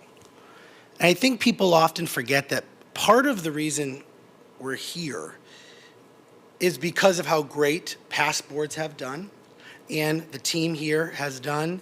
And it may not seem like a good problem, but it kind of can be. And the reason that we have full schools, that, that's often sometimes brought up, that we have brand new schools and they're already full. Well, the reason we have 4 new schools is because enrollment went down. And the reason that we are in this building is because it's no longer a school, because I believe, and Mrs. Manili could probably fill you in more on this, is you were tasked to close the school because our enrollment in town was going down. So we could blame you, I guess, for how great our schools are being, and we had to turn it around. So I just think, like, sometimes when we hear, and I know I often hear, like, let the people talk, let them talk, we got to ignore it. But it kind of bothers me when people are complaining when they don't have the full story, and I can say this probably a little rougher than you can. Sometimes you just want to tell people to close their mouth because they don't know what's going on. And I think that we are in this problem because enrollment was down. We were not anticipating needing all this stuff. And I don't know if you want, before I keep going, if you want to touch on part on that, or you're good with that statement, or Mrs. Manili, if you want to add, but I think people forget that that's why we're here. And it's really, really, really important that we understand that it's been a growth over 10 to 12 years that has gotten us to this point. This wasn't like, boom, all of a sudden. This isn't a surprise. This shouldn't be a surprise to anybody that we're doing this, yet people act surprised. And it's because the people all of a sudden want to wake up and have a comment about it. Well, this isn't new. This has been going on for 10 to 12 years, and if not longer. 16 years. And I just think we need to make sure that we don't forget when we are hearing from outside people about what we're doing and schools had enough and schools. No. This is a problem. I shouldn't even call it a problem. Well, it's kind of a problem.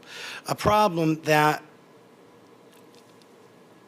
is something that we decided to take on as a group, and it wasn't like this. And I just think that we forget about that, and we need to say that.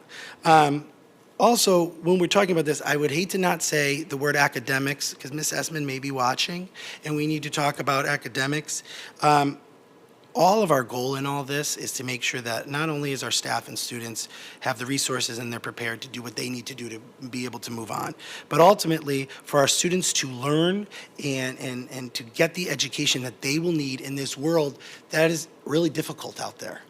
And I think we do a really good job, and if you look at the finances, because we are in the budget conversation, that what we pay per student is far less than everybody else in our DIRG.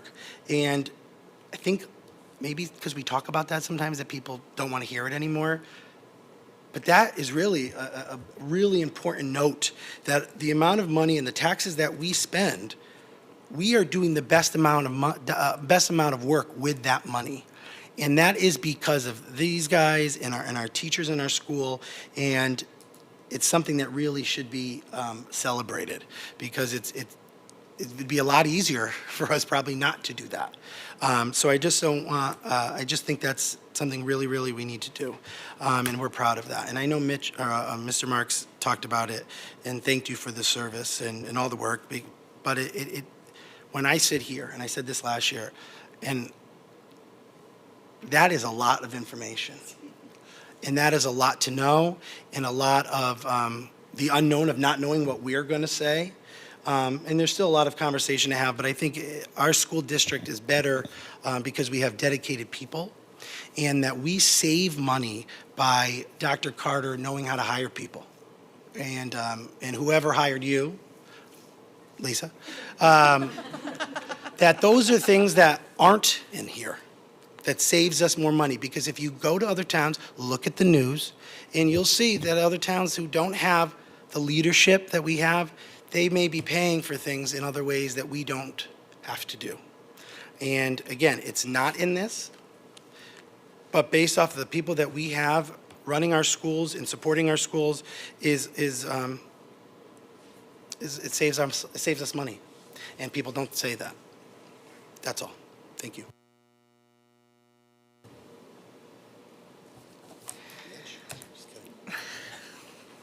Any other questions, comments? Mr. Armstrong? Yeah, what worries me, if we're going to have to work hard to defend a no increase, really a budget just to keep things as they are.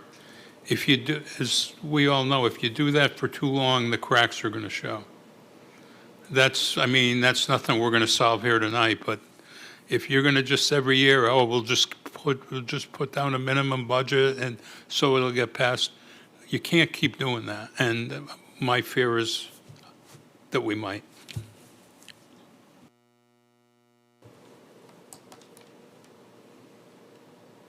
You sure? Okay. All right, well, I would like to say thank you to all of you for all of your hard work. And I would like to say thank you to all of my board members who have stuck it out and done the research and asked really good questions. I think it is not lost on any of us that, 7.91 it's a big number. And it doesn't necessarily include shiny new teachers like we got last year. We had a lot more FTEs in that budget. But it does include the contractual obligations to pay for all of those shiny new teachers that we did get last year. So I think that can kind of be lost when you're looking at every single line item. No, we're not getting what we need to move the district forward. We're not getting what we need to make major improvements in academics. We are literally keeping the lights on and trying to maintain the standard of education that our town has come to expect and appreciate. And again, it's not a small number, and we don't take it lightly that impacts every person in our town. But the number not including what we all feel as board members, we run for the Board of Education because we want to improve our school district. We want to support our teachers. We want to make sure that these buildings have everything that they need for happy teachers, happy students, educated, prepared students. And I know for the past 2 years, and now this is the third for Mr. Mackey, Mr. Marks, and myself.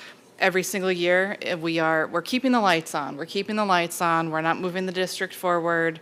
And again, being sensitive to the tax impact, but also sensitive and frankly frustrated that we are not able to do what we came for. We're not able to make those improvements. So that's just something that I know is on my mind, and I'm sure on the rest of my fellow board members' minds as we look at the budget. I guess I don't know if it's appropriate to ask if we are looking at making an improvement within this year's budget, and we said 7.91. It's not doing it. It's not cutting it for what the district clearly needs. That logjam is continuing to get larger, heavier, more problematic. I guess, could you talk about what if we wanted to do something small, incremental to lighten that logjam? What would you recommend? What are your thoughts?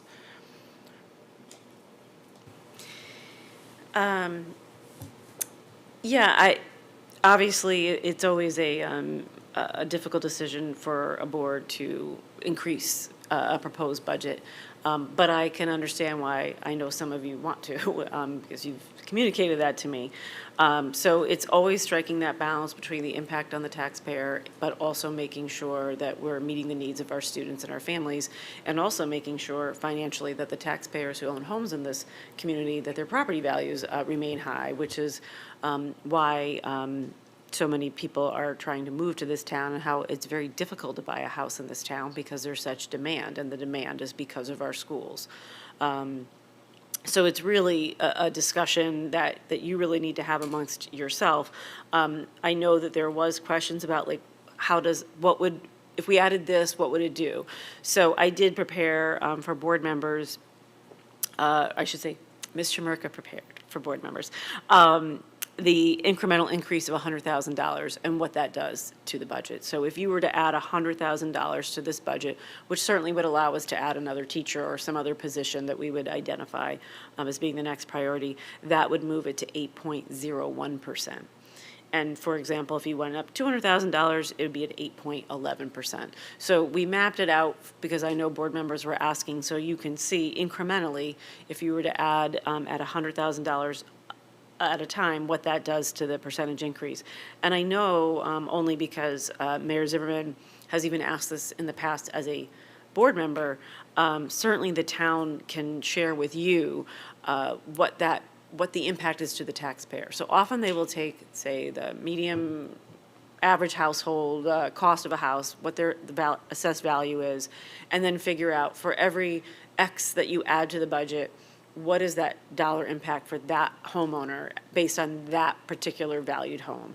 And so you could, have those conversations with your colleagues in the town council about that conversation. I'm confident they will have that conversation because this is something that Mayor Zimmerman, former Chairman Zimmerman, is a topic that he's discussed over the years many times. Because sometimes people are surprised either way how much it will lower or increase your taxes based on something that can be very consequential. So I'll give an example. If we were to eliminate K-5 STEM, which I am not advocating for, and our community would be distraught, but if that were to happen, the actual impact that would have on anybody's taxes would be almost unfelt because it's such a small thing. For us to really move the needle in either direction, either increase or decrease taxes, it needs to be a sizable amount of money before people are actually feeling the difference. And so I'm not advocating for it to go up or down. I'm just saying sometimes people think, well, if we just got rid of that one thing, our taxes would go down significantly, and I think people are often surprised. Again, that's a calculation that I do not do. That would be a calculation that the town manager and his staff would do. But that is always interesting to folks about you could do something as what I would call draconian to get rid of our STEM program, but yet the benefit to the taxpayer would be unfelt because it's just not enough money to actually move the needle. Thank you. And I think I just want to be clear again that we recognize the gravity of a potential increase, and we also recognize the gravity of the potential for a decrease, not hopefully at our decision, but we are just also grappling with the gravity of what our schools are facing, and I'm not at the point where I am advocating for an increase, but I do think that we are in dire enough circumstances that it's a conversation that we should at least be looking at the tax, the actual tax implications. So I do think it's a worthy conversation to have. Again, even if we can get 1 or 2 FTEs out of that logjam and through for our schools, I just wanted to, again, be very crystal clear and transparent where my head is. Ms. Mealy, did you have? Yeah, I've been on the Board of Education for quite a while, and very rarely have we increased the superintendent's budget because, as you and your staff have made it clear, that you give us a budget that we can defend, and everyone here can absolutely defend this budget, but everybody here, I'm sure, wants to add at least one thing that they see that wasn't included in your budget. That it's been kicked down a couple of times over the last couple of years, and maybe now's the time, if anything, to, it doesn't really increase from 7.92 to 8.01. That's not really a big jump. I mean, saying 7 and saying 8, it may startle people, but other than, that's so small. It's less than, 0.10%, that's just not that much. And maybe it is for some people, we're in a situation where that will impact their taxes. But I think, again, everybody here could be able to defend, something a little bit more than what the superintendent coming in. I appreciate the fact that, she kept in mind, the town council and the taxpayers, but we've been elected to do what's best for the students in this town and the faculty. And if we could do something and make an impact on the students and their education academically, or supportive of the staff that we have here, I think this would be the time to do it. So we have a couple of days to think about what we want to do or how we want to go about increasing something. I'm not even sure how that goes because we really have never really done it. So, but that's all. Thank you, Ms. Manili. Mr. Armstrong? Yeah, being a rookie here, what is the format of Thursday night's meeting? What is the task? Sure, so that's a great question. Thursday night, I think we will potentially come with additional questions. There may be clarifications brought. What else should we be expecting? So for really, Thursday? by getting through the budget book tonight, and you've already started it, really this board is really facing a philosophical discussion, right? About do we just keep the lights on or do we try to do more? So generally in the past, the way it's worked is the first night like tonight is getting through the book, getting through the details. And then Thursday night is really the board's chance to deliberate and to share your thoughts amongst each other about where you would want to go with this budget, decrease it, keep it the same, increase it. Those are sort of the three choices. It is helpful to the administration to leave that meeting with consensus. You're not voting on the budget until our next regular meeting in February. That's several weeks away. But it's helpful for us to leave the second night of workshop with a consensus, just a general direction of where you're going. But your actual final vote for the budget would be at the end of February at your regular meeting. Thank you. Any other questions for tonight, Ms. Shaw? Hi. Yeah, hi.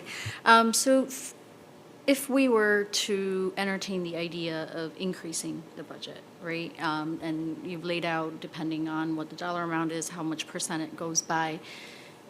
Is there any way we are able to see if that were to happen, what FTEs would move forward and how would that impact our schools? Improvement, still keeping status quo, at various level of the increase. Because clearly, when we compare South Windsor schools to other schools in our DIRG, with being very frugal with our budget, we still perform at the top 20% in our district, in Connecticut, I mean. Our math and reading proficiency are at a high level, but not quite compared to some of the other schools in our DIRG. So hopefully, if we can increase some of these avenues and areas, are we able to get more competitive? Because clearly we can show we can do a lot with little, but maybe we can do a little bit more with a little bit more. So it'd be good to see. Thank you, Ms. Shaw. Any other comments, questions? Mr. Nettles? I just had one. It's more of a request for the next meeting. But can we see what it would, like our budget would look like this year if we were to meet the very bottom DIRG that we're behind? I don't have the list in front of me. I'm sorry. It was like 18,000 for like the next person in our list. And then what our budget would look like if we were to say be somewhere near the top. Because if we want to change things and defend it, we got to show somewhere like just to get to that bottom number, where would we be? Right? You know what I'm saying? And I don't think it's quite this simple, like take 5,000 kids and multiply it by 2,000 and Right. that help? I would say, and we can certainly expand upon it, but the slide in my presentation that was sort of a cautionary tale about comparing the percentages to each other did go through how much more money we would need to actually match the per pupil spending of Glastonbury, Simsbury, and Avon. And the only reason those three towns were chosen is because specifically it was stated at a public meeting that we should have been matching them last year. And they were like in the 4% increase budget range, right? Which is where we ended up landing. But people often don't understand that, to your point, if you're saying, well, Glastonbury only had a 4% increase in their budget this year, why can't ours be around that? Well, you have to look at their enrollment, right? Yes, it's slide 7. And so we can certainly expand this if you're interested, but to other towns. But the reason those three were chosen is because they were identified specifically that those were the towns we should have aligned our increase with last year. And as you know, I proposed a 597 last year, and I don't know this to be true, I just know it was said at the meeting, that apparently these districts were like in the fours for their range. But in that case, I'll just repeat it, in order to match the per pupil spending for those towns, we would need to, this is based on FY '25, we would need to add 12.8 million to match Simsbury, 12.6 million to match Avon, and 14.8 million to match Glastonbury. So, and that's why I say this is more of a philosophical discussion, because there's only 10 towns in the state that spend less per pupil than we do. So that is evidence that trying to just find efficiencies in this budget is not going to be a realistic solution. I'm not saying we look for them all the time, but it's not going to be a solution to, say, significantly lowering taxes.